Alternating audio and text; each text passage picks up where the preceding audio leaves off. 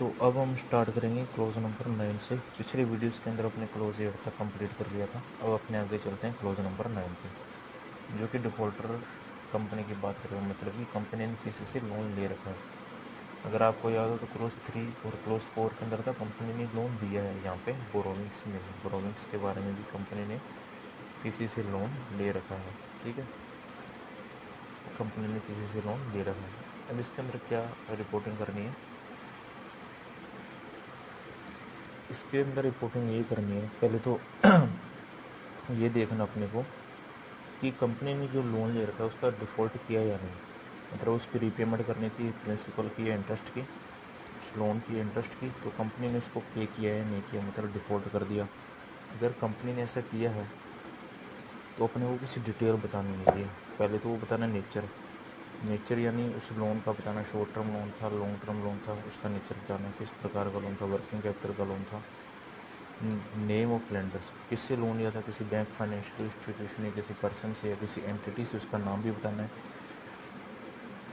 और जो अमाउंट पे नहीं की ड्यू डेट के ऊपर वो भी बताना है, टोटल अमाउंट कितनी थी। मान लो 100 करोड़ का प्रिंसिपल था, 50 करोड़ का इंटरेस्ट था, 150 करोड़ यहाँ पे बताएंगे। और फिर इसको क्लासीफाई करेंगे आगे कि ये अमाउंट में प्रिंसिपल कितना और इंटरेस्ट कितना, ठीक है, और कितने डेज से ये आउटस्टैंडिंग है, और कुछ रिमार्क्स है वो बताना है। मतलब 3 इन्फॉर्मेशन बतानी है, nature of loan, name of lender, amount not paid on due date, principal है या इंटरेस्ट है, कितने डेज से आउटस्टैंडिंग है, और रिमार्क्स बताना है। इस पॉइंट में तो ये बताना है, ठीक है।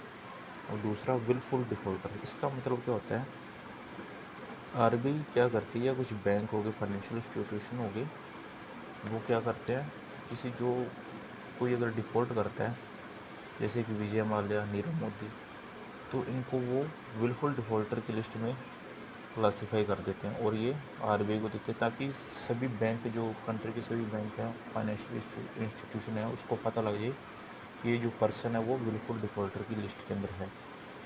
इसका मतलब कि विलफुल डिफ़ॉल्टर मतलब कि वो पर्सन जो लोन है वो पे तो कर सकता है लेकिन कर नहीं रहा वो। क्योंकि जैसे आप देख लो, विजय माल्या ऐश की ज़िंदगी जी रहा है, ठीक है, उसके पास कैपेबिलिटी है, एबिलिटी है कि वो रीपेमेंट कर दे लोन की, लेकिन वो नहीं कर रहा, तो इसलिए उसको विलफुल डिफ़ॉल्टर बोलते हैं। तो ऑडिटर को ये देखना है कि जो ये कंपनी है वो विलफुल डिफ़ॉल्टर की लिस्ट में है या नहीं। फिर इसके बाद अपने चलते हैं इस पॉइंट के ऊपर। इसमें क्या होता है मेनली कि अपने किसी पर्पज़ के लिए लोन रेज करते हैं, ठीक है, अपने किसी के लोन ली, किसी पर्पज़ के लिए लोन लिया, कोई पर्पज़ था, ठीक है, उसके लिए लोन लिया, लेकिन अपनों ने उस पर्पज़ के लिए यूटिलाइज ना करके किसी अदर पर्पज़ में उसको यूज़ किया, ठीक है, तो इससे डिफ़ॉल्ट होने के चांस बढ़ जाते हैं ना, इसलिए इसकी रिपोर्टिंग ज़रूरी है। तो अगर ऐसा है, मान लो कि कंपनी ने फिक्स एसेट्स परचेज़ करने के लिए लोन लिया, या मान लो कोई और बिजनेस स्टार्ट करने के लिए लोन लिया, लेकिन वो किसी और ही जगह पे उसको यूज़ करें। मान लो उसने स्टील के लिए लोन, स्टील एक यूनिट और उसने स्टार्ट करनी थी स्टील के लिए, लेकिन किसी और बिजनेस में उस लोन को यूटिलाइज़ कर दिया। तो अब यहाँ पे एक तो ऑडिटर क्या अमाउंट बताएगा और किस पर्पज़ के लिए वो अमाउंट यूटिलाइज़ की है वो बताना है। और इसके बाद ये पॉइंट कि मान लो short term use for long term, इसका मतलब क्या है इसका मतलब ये है कि अगर मानो कि हमने लॉन्ग टर्म लोन लिया, लॉन्ग टर्म लिए, उसको 5 साल या 10 साल बाद पे करना है, लेकिन उसको शॉर्ट टर्म पर्पज़ में इन्वेस्ट कर दिया, मान लो 1-2 साल 3 साल, ठीक है। अब क्या होगा, मान लो अपने लॉन्ग टर्म लोन को शॉर्ट टर्म में यूटिलाइज़ किया, तो क्या होगा, शॉर्ट टर्म रिटर्न आ जाएगी और अपने उसको टाइमली इसकी रीपेमेंट भी कर देंगे, ठीक है। यहाँ पे मतलब डिफ़ॉल्ट होने का चांस नहीं है, क्योंकि लॉन्ग टर्म से अपने शॉर्ट टर्म में गए और शॉर्ट टर्म से तो जल्दी पैसा निकल जाएगा, और इसकी पेमेंट जब भी करनी है लॉन्ग टर्म में तो इसकी इजीली पेमेंट हो जाएगी। लेकिन अब इसका उल्टा लेते हैं, मैंने लिया शॉर्ट टर्म लोन, मान लो 3 साल का या 2 साल का, अब मैंने लॉन्ग टर्म इन्वेस्टमेंट कर दिया, लॉन्ग टर्म पर्पज़ के लिए यूटिलाइज़ कर दिया, जिसकी रिटर्न आनी है 10 साल बाद। अब सोचो, इसकी पेमेंट तो 3 साल बाद आकर खड़ी हो जाएगी, लेकिन जो रिटर्न, जो पैसा वापस मिलेगा वो 10 साल बाद मिलेगा, तो यहाँ पे डिफ़ॉल्ट होने की चांस है, इसलिए इसी की रिपोर्टिंग करनी है। मान लो अगर शॉर्ट टर्म लोन रेज किया था, वो यूज़ किया अपनों ने, किस में किया, लॉन्ग टर्म में, उसकी नेचर भी बताना है और उसकी अमाउंट भी बतानी है, ठीक है।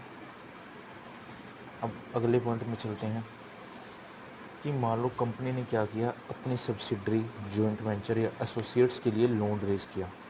मतलब एंटिटी से लोन तो ले लिया, लेकिन वो यूज़ करेंगे इसके अंदर सब्सिडरी, जॉइंट वेंचर या एसोसिएट्स के लिए, तो वो अमाउंट भी बतानी है और नेचर भी बताना है। अब चलते हैं अपने लास्ट पॉइंट में। इसके अंदर क्या होता है कि मान लो एक कंपनी ने सब्सिडरी में कुछ इन्वेस्टमेंट कर रखी है, जॉइंट वेंचर में, एसोसिएट्स में, तो उसके स्टैंड अलोन फाइनेंशियल स्टेट में इन्वेस्टमेंट आ रही होगी ना, एसेट साइड के अंदर इन्वेस्टमेंट है, सब्सिडरी, जॉइंट वेंचर, एसोसिएट्स।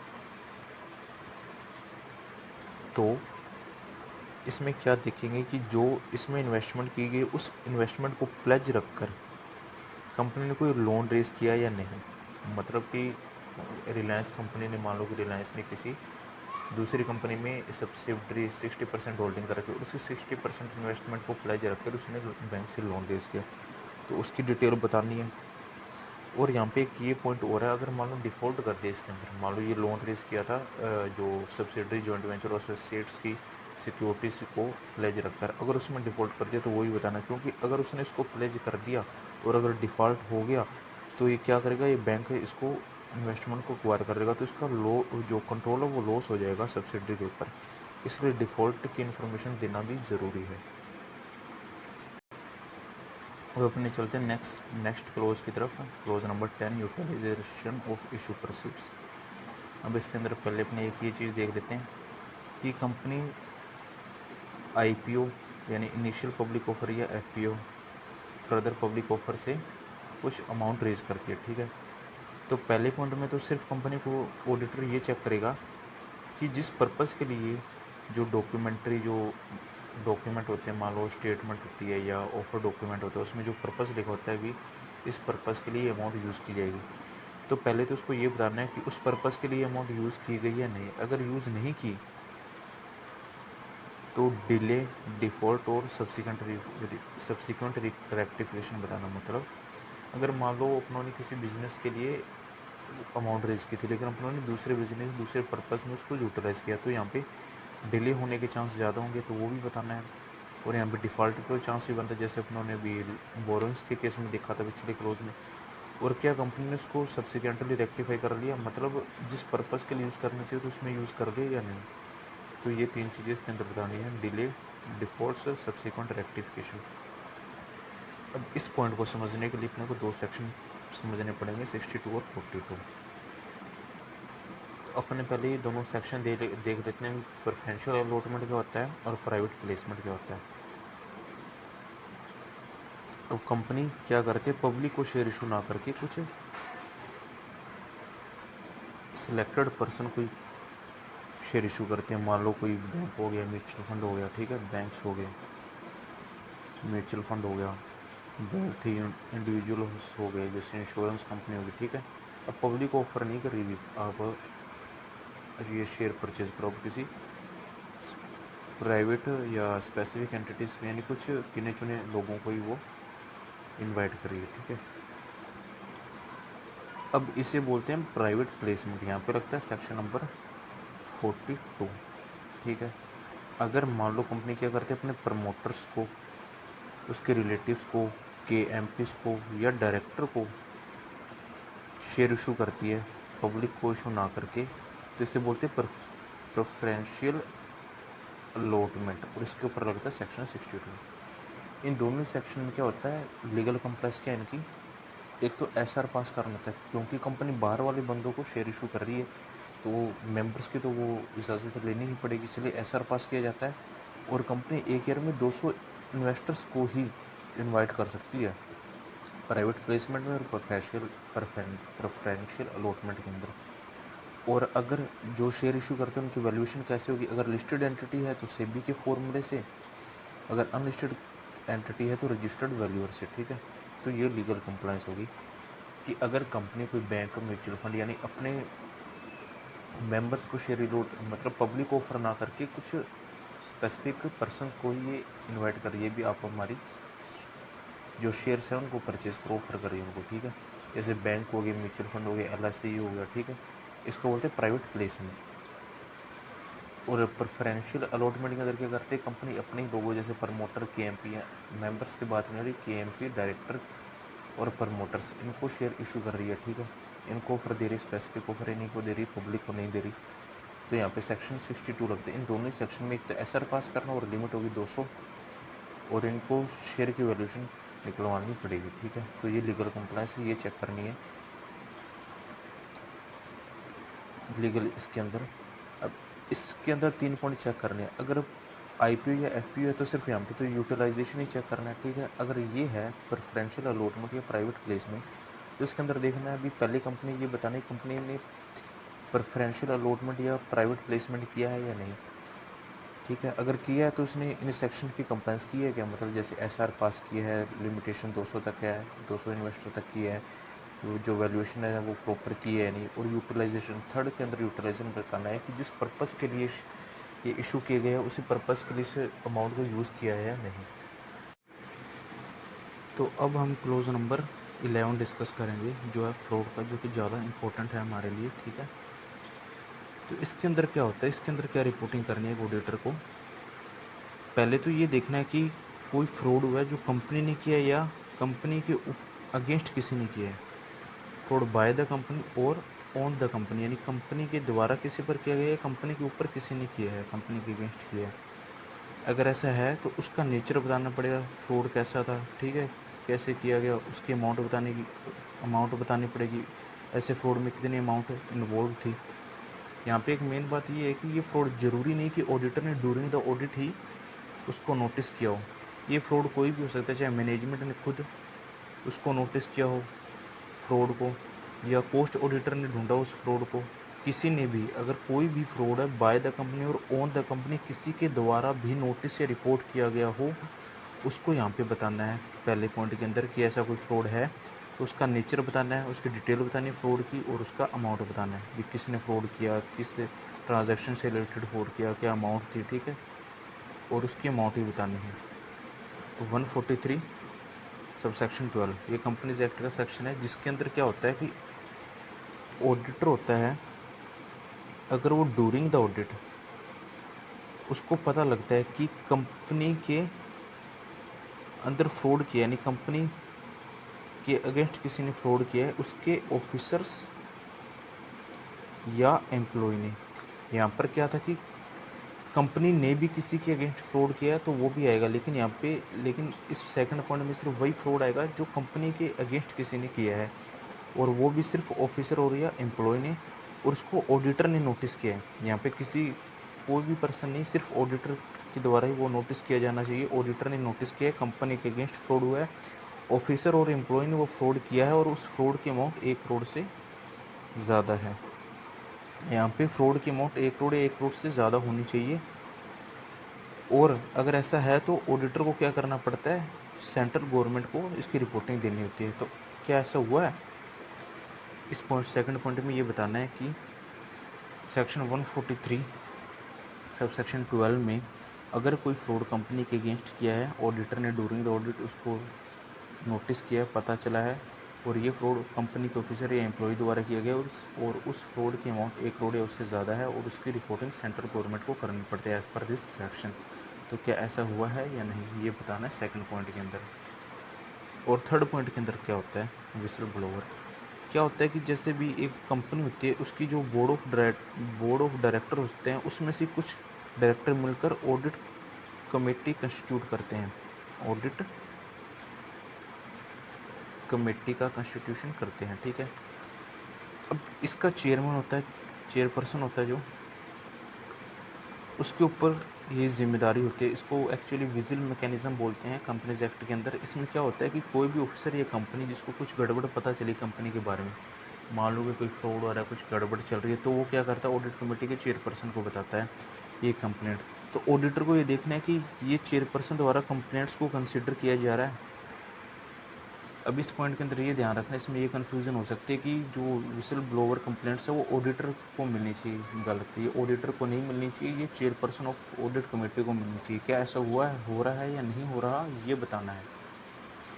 अब एक बार फिर से अपने देख लेते हैं फ्रॉड के अंदर आराम से एक बार। फ्रॉड का क्लोज नंबर है 11। पहले पॉइंट के अंदर ऑडिटर को क्या रिपोर्टिंग देनी है, अगर कोई फ्रॉड बाय द कंपनी या ऑन द कंपनी, यानी कंपनी ने किसी के ऊपर किया है या कंपनी द्वारा कोई फ्रॉड किया गया या कंपनी के अगेंस्ट किसी ने फ्रॉड किया है, तो उसकी नेचर, उस फ्रॉड का नेचर और अमाउंट की डिटेल देनी है। और ये फ्रॉड किसी के द्वारा भी नोटिस किया जाना चाहिए। ज़रूरी नहीं कि ये फ्रॉड सिर्फ ऑडिटर ने during the audit he notice किया हो फर्स्ट पॉइंट में, ये किसी के द्वारा भी नोटिस किया जा सकता है। और ये भी ज़रूरी नहीं कि ये फ्रॉड सिर्फ ऑफिसर या एम्प्लॉय द्वारा ही किया जाना चाहिए, किसी के द्वारा भी किया जा सकता है फर्स्ट पॉइंट में। अब अपने चलते हैं सेकंड पॉइंट के अंदर। इसके अंदर क्या बोला जा रहा है कि कंपनीज एक्ट का सेक्शन है 143 सबसेक्शन 11। इसके अंदर क्या बताया गया है कि ऑडिटर क्या होता है, ड्यूरिंग द ऑडिट उसको क्या मिलता है, कुछ फ्रॉड मिलते हैं कंपनी के अंदर किए जा रहे हैं, कंपनी के अगेंस्ट किए जा रहे हैं और उसके ऑफिसर या एम्प्लॉयज़ द्वारा किए जा रहे हैं, उस फ्रॉड के अमाउंट 1 करोड़ या उससे ज़्यादा है। तो इस सेक्शन के अंदर ऑडिटर की रिस्पॉन्सिबिलिटी बनती है कि वो रिपोर्टिंग करे सीजी को। ठीक है, तो क्या ऐसा है या नहीं, मतलब 143 सबसेक्शन 12 की इम्प्लीकेशन या एप्लीकेबिलिटी हुई है या नहीं इस कंपनी के अंदर, वो बताना। इस थर्ड पॉइंट के अंदर क्या होता है कि कंपनी के बोर्ड ऑफ डायरेक्टर्स में से कुछ डायरेक्टर को निकाल कर ऑडिट कमेटी कंस्टिट्यूट की जाती है। इसके वैसे ऑडिट कमेटी के बहुत सारे फंक्शन होते हैं, जैसे ये सेक्शन 177 के अंदर बताया गया कंपनीज एक्ट के अंदर। इसके अंदर एक क्या होता है, विजिल मैकेनिज्म कंपनी को मेंटेन करना पड़ता है। ठीक है, तो उसके अंदर क्या होता है, जैसे कोई भी गड़बड़ हो रही है या कुछ हो रहा है, मतलब एम्प्लॉय को या ऑफिसर्स ऑफ एम्प्लॉय को ऑफिसर ऑफ कंपनी को कोई कंप्लेंट बतानी है, तो वो क्या करते हैं कि जो ऑडिट कमेटी के जो चेयरपर्सन है उसको बताते हैं। तो ये कंप्लेंट्स कंसीडर की जा रही हैं कंपनी के द्वारा या नहीं, तो ये रिपोर्टिंग अपने को यहाँ पे देनी है। अब अपनी अगले क्लोज के अंदर चलते हैं। क्लोज नंबर 12 निधि कंपनी के ऊपर है। ये क्लोज सिर्फ तभी लगेगा जब ऑडिटर ऐसी कंपनी को ऑडिट कर रहा है जो निधि कंपनी होती है। थोड़ा इसका बैकग्राउंड समझ लेते हैं। निधि कंपनी क्या होती है, एक ऐसी कंपनी होती है, इसके ऊपर सेक्शन शायद 403 लगता है कंपनीज एक्ट का, शायद 403 या 402 है शायद, ये कंपनीज एक्ट का सेक्शन है वो इसके ऊपर लगता है। इसके अंदर क्या होता है, ये कंपनीज क्या करते हैं, अपने मेंबर्स से ही डिपॉजिट एक्सेप्ट करते हुए इसी को लोन देती है अपने मेंबर्स पर। जैसे यार अपने नॉर्मली देखते हैं लाइफ में कमेटीज़ चलती है ना, वैसे ही कुछ ये कॉन्सेप्ट है कंपनी के फॉर्म के अंदर। अगर मान लो अपने किसी निधि कंपनी के पास जाते हैं, अगर अपने को कुछ डिपॉजिट करवाना है या लोन लेना है, तो वो पहले अपने को शेयर देके अपना मेंबर बनाएंगे, फिर उसके बाद वो फिर डिपॉजिट एक्सेप्ट करेगी और लोन देगी। ठीक है, ऐसी निधि कंपनी के अंदर मेनली करंट अकाउंट नहीं होता, इसमें सेविंग अकाउंट, ठीक है, ऐसे होते हैं, एफडी वगैरह वो होते हैं। इसका एक एग्जांपल है मनप्पुरम गोल्ड लोन, जैसे अपने टीवी पे इसकी ऐड देखते हैं, तो वो भी एक निधि कंपनी है साउथ की। इसके अंदर बहुत सारे रूल्स भी लगते हैं निधि कंपनी के अंदर, कंपनीज एक्ट के अंदर। तो ऑडिटर को क्या देखना है इसके अंदर, इनकी रिक्वायरमेंट है ये दो वाली, तो स्टार्टिंग वाली दो, तो इसका देखना है कि ये कंपनी कंप्लायंस कर रही है नहीं। एक बार फिर से मैं बता दूं, ये क्लोज सिर्फ वहीं पर लगेगा अगर ऑडिटर ऐसी कंपनी को ऑडिट करा है जो कि निधि कंपनी है। निधि कंपनी के लास्ट में निधि लिमिटेड लिखा होता है, ये ध्यान रखा जाए। अब इसकी पहली रिक्वायरमेंट क्या है कि जो निधि कंपनी है ना, वो अपने नेट ओन्ड फंड्स का 20 गुना ही डिपॉजिट एक्सेप्ट कर सकती है। जो निधि कंपनी है वो नेट ओन्ड फंड्स का 20 गुना ही डिपॉजिट एक्सेप्ट कर सकती है। नेट ओन्ड फंड्स हो गए, जैसे अपने कंपनी की बात करें, जैसे शेयर कैपिटल, रिजर्व्स हो गए, रिजर्व एंड सरप्लस, ऐसा ही कुछ होता है नेट ओन्ड फंड्स। इसका 20 गुना ही निधि कंपनी एक्सेप्ट कर सकती है। एक तो ये चेक करना है कि ये कंप्लायंस पूरी हो रही है नहीं। अब इसको कैसे ऑडिटर चेक करेगा, उसको बैलेंस शीट से देखेगा कि नेट ओन्ड फंड्स कितने हैं, फिर वहीं से डिपॉजिट देख लेगा कि मान लो अगर नेट ओन्ड फंड 10 करोड़ है तो इसका 20 गुना यानी 200 करोड़ ही होना चाहिए डिपॉजिट, और ये डिपॉजिट से मैच कर लेगा ये अमाउंट, फिर देखेगा ये कंप्लाई हो रहा है या नहीं। अब सेकंड पॉइंट के अंदर क्या होता है, जो टोटल डिपॉजिट होते हैं ना, निधि कंपनी के डिपॉजिट्स होते हैं, इसका 10%, थोड़ा मैं इसके बारे में बता दूं। जैसे बैंक के केस में उन्होंने देखा होगा, कोई CRR रेशो होता है जो RBI की कंप्लाइंस होती है कि इतना वो फंड बैंक को अपने पास रखना पड़ता है, वैसे ही इसके अंदर ये लिक्विडिटी के लिए होता है मेनली। कि मान लो निधि कंपनी ने बहुत सारे डिपॉजिट तो एक्सेप्ट कर, लेकिन अब कोई इनको लेने भी तो आ सकता है। पब्लिक ने मान लो पैसा जमा करा है तो पब्लिक मांग भी तो सकती है पैसा, तो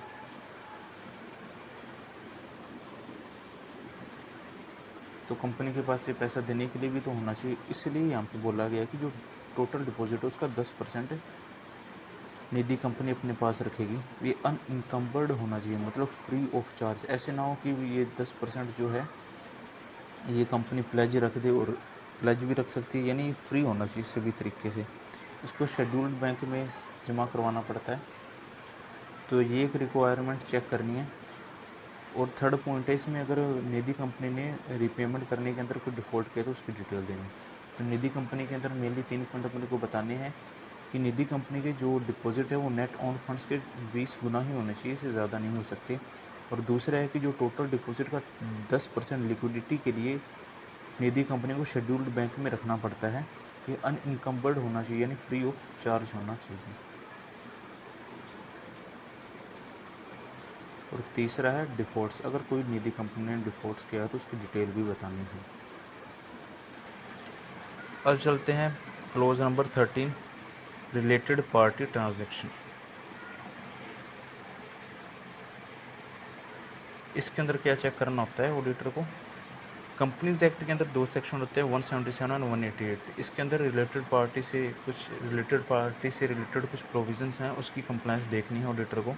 इन सेक्शन के अंदर क्या होता है, 177 के अंदर तो ऑडिट कमेटी होती है जो कि सभी रिलेटेड पार्टी ट्रांजैक्शन की अप्रूवल ऑडिट कमेटी से लेनी होती है। ठीक है, मान लो 177 के अंदर कॉन्स्टिट्यूशन बताया गया ऑडिट कमेटी का, भी कौन सी कंपनियों को ऑडिट कमेटी कंस्टिट्यूट करनी ज़रूरी है, और फिर ऑडिट कमेटी के क्या फंक्शन होते हैं। ऑडिट कमेटी को रिलेटेड पार्टी ट्रांजैक्शन की अप्रूवल देनी होती है।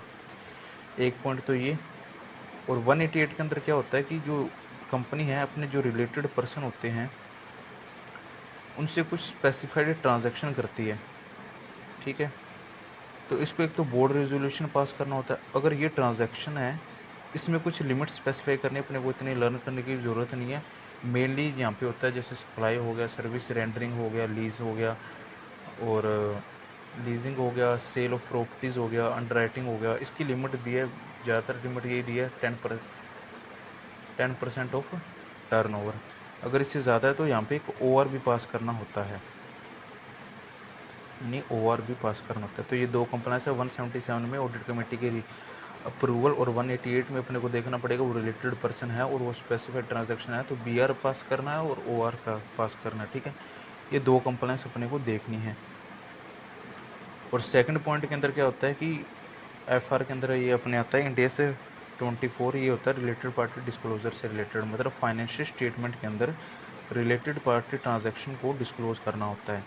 तो क्या 24 के अकॉर्डिंग इन ट्रांजैक्शन को डिस्क्लोज किया है नहीं, इसके अंदर सिर्फ इतनी सी बात है। सिंपल सा क्लोज है। इसके अंदर मेनली क्या होता है कि कोई भी कंपनी अपनी रिलेटेड पार्टी से कुछ ट्रांजैक्शन करती है तो उसके ऊपर कुछ कंप्लायंस है, तो ऑडिटर को क्या करना है, उन कंप्लायंस को चेक करना है। पहला तो 177 के अंदर कंपनीज को ऑडिट कमेटी कंस्टिट्यूट करनी होती है। ठीक है, तो ऑडिट कमेटी का फंक्शन तो वैसे बहुत सारे होते हैं, लेकिन इसमें एक फंक्शन है कि उसको रिलेटेड पार्टी ट्रांजैक्शन होते हैं उनकी अप्रूवल देनी होती है। यहाँ पे कोई लिमिट नहीं है, हर रिलेटेड पार्टी ट्रांजैक्शन के लिए ऑडिट कमेटी की अप्रूवल मैंडेटरी है कुछ स्पेसिफाइड कंपनीज के अंदर। ठीक है, और 188 के अंदर क्या होता है कि कुछ रिलेटेड पार्टी की डेफिनेशन दी गई है, और उनके साथ अगर कोई स्पेसिफाइड ट्रांजैक्शन किए जाते हैं, 5 ट्रांजैक्शन जो मैंने आपको बताया वो है, अगर वो करते हैं तो BR लगता है। अगर वो उस लिमिट से ज़्यादा यानी 10% ऑफ टर्नओवर, जो कि मोस्ट ऑफ द केसेस में लिमिट दी गई है, अगर उससे ज़्यादा है तो OR भी पास करना पड़ता है। यहाँ पे ध्यान रखा जाए कि ऑर्डिनरी रेजोल्यूशन की बात हो रही है, स्पेशल रेजोल्यूशन की बात नहीं हो रही। फिर सेकंड पॉइंट में अपने को ये देखना पड़ता है कि FR के अंदर इंडियस 24 है जो कि फाइनेंशियल स्टेटमेंट की बात करता है, जिसके अंदर बोला गया है कि रिलेटेड पार्टी ट्रांजैक्शन का इंडियस 24 के अकॉर्डिंग डिस्क्लोजर होना चाहिए। तो ऑडिटर ये भी चेक करेगा कि ये disclosure as per the Ind AS 24 है या नहीं। अगर अपने AS की बात करें तो इसके ऊपर AS भी लगता है, AS 18। अगर मान लो किसी कंपनी के ऊपर इंडियस एप्लीकेबल नहीं होता तो AS 18 की कंप्लायंस भी देखनी पड़ेगी जो कि रिलेटेड पार्टी डिस्क्लोजर की ही बात करता है। ये हो गया अपना 13 क्लोज। अब नेक्स्ट क्लोज की तरफ चलते हैं, क्लोज नंबर 14। इसके अंदर ऑडिटर को क्या देखना है कि कंपनी ने जो कि इंटरनल ऑडिट है, यहाँ पे शायद मैंने एक पॉइंट नहीं लिखा, लेकिन कोई नहीं, अपने वो कवर कर लेंगे डिस्कशन के अंदर। कंपनीज को क्या करना पड़ता है, इंटरनल ऑडिट सिस्टम मेंटेन करना होता है। तो ऑडिटर क्या चेक करेगा कि कंपनी ने इंटरनल ऑडिट सिस्टम इस्टेब्लिश कर रखा है या नहीं कर रखा, और वो साइज और नेचर के अकॉर्डिंग होना चाहिए, यानी proportionate to the size and nature of the company. यानी कंपनी कितनी बड़ी है, उसका स्ट्रक्चर क्या, उसका नेचर क्या, उसके अकॉर्डिंग उसका इंटरनल ऑडिट सिस्टम होना चाहिए। तो एक तो ये देखना है ऑडिटर को क्या देखना है। यहाँ पे एक चीज़ और ध्यान रखें, स्टैट ऑडिटर इंटरनल ऑडिट नहीं करता। ये कौन से सेक्शन में बोला गया, 144 ऑफ द कंपनीज एक्ट में बोला गया है कि जो स्टैट ऑडिटर है वो इंटरनल ऑडिट नहीं करता। इसलिए इस क्लोज के अंदर स्टैट ऑडिटर सिर्फ ये चेक करेगा कि कंपनी ने प्रॉपर इंटरनल ऑडिट सिस्टम अपने साइज और नेचर के अकॉर्डिंग इस्टेब्लिश कर रखा है या नहीं, सिर्फ यही देखना है इसके अंदर। और इसके अंदर एक पॉइंट और है, इसके अंदर सेकंड, ये तो है, ये एक ही पॉइंट हो गया बेसिकली। एक और पॉइंट है इसके अंदर। इस पॉइंट के अंदर क्या होता है कि ऑडिटर को, स्टैट ऑडिटर होता है जो, वो रिस्क एसेस करता है। स्टैंडर्ड ऑफ ऑडिटिंग में अपने देखते हैं कि प्लानिंग के अंदर पहले वो रिस्क एसेस करता है, उसके आधार पर वो ऑडिट प्रोसीजर बनाता है, स्ट्रेटजी बनाता है। मतलब कितनी उसका NTE कितना, नेचर टाइम एंड एक्सटेंट कितना होगा ऑडिट प्रोसीजर का, वो रिस्क के बेस पर बनाता है। तो वो इंटरनल ऑडिट रिपोर्ट को देखकर वो ये रिस्क एसेस कर लेता है। तो सेकंड पॉइंट में अपने को ये बताना है कि स्टैट ऑडिटर ये बताएगा कि उसने इंटरनल ऑडिट रिपोर्ट को कंसिडर किया है या नहीं। ठीक है, ये 2 पॉइंट हो गए। अब क्लोज नंबर 15 है बार्टर, यानी नॉन कैश ट्रांजैक्शन। अगर कंपनी अपने डायरेक्टर, इससे रिलेटेड किसी पर्सन से नॉन कैश ट्रांजैक्शन करता है, मान लो इसने, कंपनी ने इसको प्लांट एंड मशीनरी दी और डायरेक्टर या से रिलेटेड पर्सन ने कंपनी को फर्नीचर दिया, तो इसके अंदर सेक्शन 192 लगता है कंपनीज एक्ट का। इसके अंदर क्या कंप्लाइंस होती है कि एक तो ऐसे ट्रांजैक्शन के लिए कंपनी को OR पास करना होता है, और जो एसेट्स जो ट्रांसफ़र हो रही है एक दूसरे को, उसका वैल्यूएशन होना चाहिए रजिस्टर्ड वैल्यूएशन से। किससे होना चाहिए, रजिस्टर्ड वैल्यूअर से। तो ये 2 कंप्लाइंस चेक करनी है कि पहले तो ऐसी कोई नॉन कैश ट्रांजैक्शन डायरेक्टर या उससे पर्सन जो उस डायरेक्टर से कनेक्टेड है उसके साथ ऐसी कोई नॉन कैश ट्रांजैक्शन हुई है या नहीं। अगर हुई है तो सेक्शन 192 का कंप्लाइंस हुआ है, मतलब OR पास हुआ है और उसका वैल्यूएशन हुआ है बाय द रजिस्टर्ड वैल्यूअर। ठीक है, ये 2 बातें चेक करनी है, छोटे छोटे क्लोजिंग हैं। ठीक है, अपने चलते हैं नेक्स्ट क्लोज की तरफ, 16th। इसमें मेनली NBFCs की बात की गई है, फाइनेंसिंग कंपनीज की बात की गई है। तो पहले पॉइंट में अपने को क्या देखना होता है, जो NBFCs होती है, नॉन बैंकिंग फाइनेंशियल कंपनी, इसका मैं थोड़ा आपको बैकग्राउंड बता देता हूँ। जो NBFC कंपनीज होती है ये कंपनीज एक्ट के अंदर रजिस्टर होती हैं, कंपनीज एक्ट 2013 के अंदर इनकॉर्पोरेटेड होती हैं, और इसको RBI से रजिस्ट्रेशन करवाना पड़ता है फाइनेंसिंग बिजनेस के लिए। सेक्शन 45IA के अंदर ऑफ RBI एक्ट होता है, उसका सेक्शन 45IA, उसके अंदर भी इसको रजिस्ट्रेशन करवाना पड़ता है।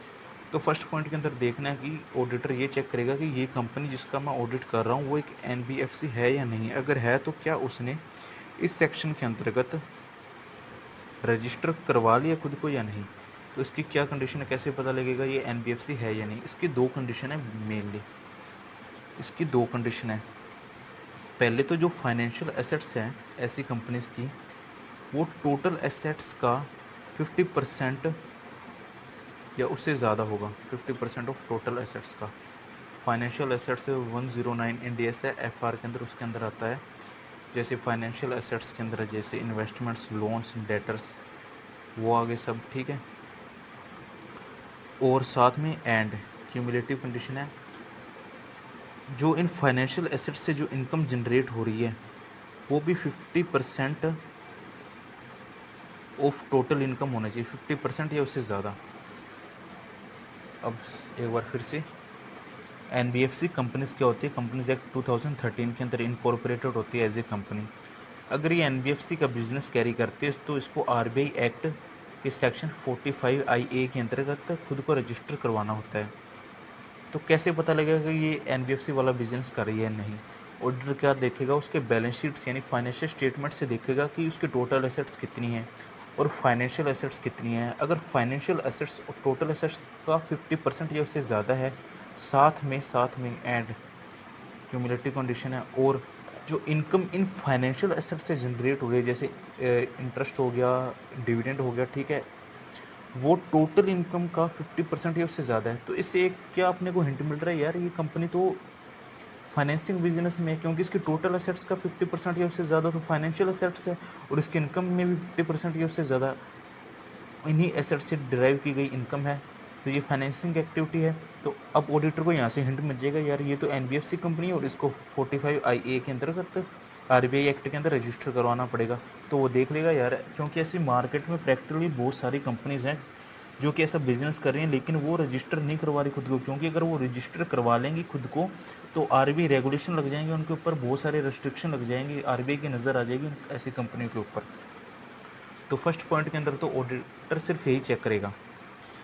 अब सेकंड पॉइंट के अंदर चलते हैं अपने, ठीक है, ये थोड़ा सिंपल ही है। हाउसिंग फाइनेंस कंपनीज होते हैं, उनको भी रेस्ट सर्टिफिकेट ऑब्टेन करना होता है उस हाउसिंग फाइनेंस एक्टिविटीज़ के लिए, ठीक। अब चलते हैं इसके अंदर, ये पॉइंट को देखते हैं। सीआईसी मतलब core investment companies. Core investment company, नाम से ही पता लग रहा है कोर यानी मेन उनका जो बिजनेस है वो इन्वेस्टमेंट का ही है। तो इसकी भी कुछ कंडीशन होती है। इसकी मेनली कंडीशन क्या होती है कि जो इसकी इन्वेस्टमेंट्स हैं, सिर्फ यहाँ पे इन्वेस्टमेंट्स की ही बात हो रही है, वो टोटल एसेट का 90% या उससे ज़्यादा है ऑफ टोटल एसेट्स, ठीक है। और साथ में इसकी जो इक्विटी शेयर्स के अंदर जो मेनली इन्वेस्टमेंट्स है वो 60% ऑफ टोटल एसेट्स या उससे ज़्यादा है। अगर ये दो कंडीशन पूरी हो रही है तो अपने बोल सकते हैं कि ये कंपनी कोर इन्वेस्टमेंट कंपनी है। कोर इन्वेस्टमेंट नाम से ही पता लग रहा है, यानी उसकी टोटल एसेट्स में 90% या उससे ज़्यादा तो इन्वेस्टमेंट है, और उसके अंदर भी 60% ऑफ टोटल एसेट्स या उससे ज़्यादा तो इक्विटी शेयर है। 60% ऑफ टोटल एसेट्स लेना है, ठीक है। तो ऐसी कंपनी सीआईसी कंपनी यानी कोर इन्वेस्टमेंट कंपनी होती है। तो ऑडिटर ये देखा कि मैं जिस कंपनी को ऑडिट कर रहा हूँ वो क्या कोर इन्वेस्टमेंट कंपनी है या नहीं, इस कंडीशन के बेस पर देख लेगा, और क्या वो इन क्राइटेरिया को फुलफिल कर रहा है या नहीं। और ऐसे भी होता है जो कोर इन्वेस्टमेंट कंपनीज को कुछ एग्जाम्पशन दी जाती है, बेसिकली गवर्नमेंट कंपनीज को ही एग्जाम्पशन दी जाती है जो कि ऐसा बिजनेस करिए, तो क्या एक तो ये कंटिन्यू कर रही है वो क्राइटेरिया को, और दूसरा वो एग्जाम्प्टेड है या नहीं। और क्या होता है कि मान लो एक होल्डिंग का, आपको एग्जाम्पल देता हूँ उसका मैं। होल्डिंग कंपनी होती है, अपने देखते हैं होल्डिंग कंपनी की बहुत सारी सब्सिडरीज ने, इसमें भी इन्वेस्टमेंट कर रखी है, इसमें भी 70% होल्ड कर रखा है, बहुत सारी कंपनीज है सब्सिडरी, ठीक है। अब main business manufacturing trading service का, तो यही सब्सिडरी करी होल्डिंग क्या करके, इसने सिर्फ इन्वेस्टमेंट को होल्ड करके रखा है।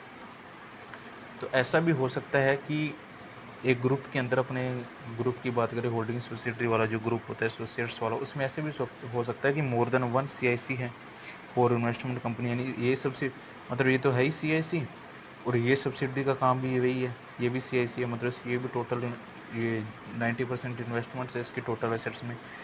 तो क्या ऐसा है कि मोर देन वन सीआईसी है एज पार्ट ऑफ ग्रुप, जो ग्रुप ऑफ कंपनीज है उसके अंदर एक से ज़्यादा सीआईसी है, तो ये अपने को बताना है। तो आज अपनों ने क्लोजेस कौन कौन से किए हैं, एक बार मैं उनके नाम बता दूं आपको। एक तो फ्रॉड वाला था जो कि था 11, फ्रॉड का था। 12 था निधि कंपनी का, ठीक है। 13 था रिलेटेड पार्टी ट्रांजैक्शंस का, उसके अंदर वही सेक्शन की कंप्लाइंस देखनी होती है मेनली, रिलेटेड पार्टी ट्रांजैक्शन का।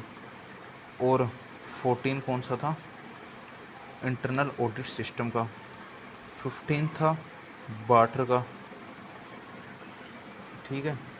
और 16 था एनबीएफसी का। इसमें 3 पॉइंट थे, लास्ट वाली क्लोज में एनबीएफसी था, हाउसिंग फाइनेंस कंपनी थी, सीआईसी थी, ये 3 कंपनीज थी, ठीक है।